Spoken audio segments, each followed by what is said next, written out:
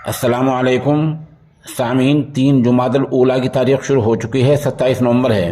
ख़बर का उन्वान है कोविड की पाबंदियों के ख़िलाफ़ यानी कोरोना की पाबंदियों के ख़िलाफ़ चीन में ज़बरदस्त मुज़ाहरा। लोग सड़कों पर उतर आए हैं और चीनी सदर से कुर्सी छोड़ने की मांग कर रहे हैं। ख़बर थोड़ी तफसील सुनिए।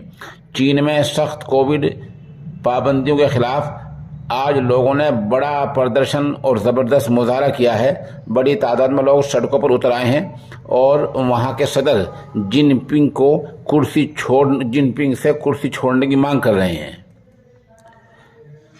वहां के इलाके बीजिंग और शंघाई के अहम शहरों में तलबा समेत बड़ी तादाद में लोगों ने मुजाहरा किया है और जो वीडियो वायरल हुई है उनमें लोग हाथों में मोमबत्तियाँ और इस तरह प्ले कार्ड और ऐसी चीज़ें ले रहे हैं और लोग उन्हें लेकर मुजाहरा कर रहे हैं। दरअसल चीन का एक इलाका है उरमकी।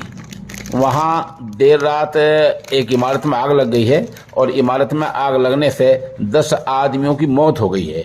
लोगों का कहना यह है, इन मुजाहिरीन ये कह रहे हैं कि जो आग लगी है और जो बचाव नहीं हो सका है ये कोरोना की पाबंदियों की वजह से हुआ है कि लोग गाड़ी लेकर बाहर नहीं निकाल सके, लोग घरों से बाहर नहीं जा सके, लोगों के दरवाजे बंद थे। इन हालात के मद्देनजर ऐसा हुआ है। अगर कोरोना की पाबंदियाँ नहीं होती तो उन लोगों को बचाया जा सकता था, ऐसा वहाँ के लोग कहना है। बहरहाल चीन में ये जो है बड़ा ज़बरदस्त मुजाहरा हुआ है। उधर चीनी सरकार ने इस बात के बारे में तो कुछ नहीं कहा, लेकिन यहाँ बात ये सामने है कि चीन की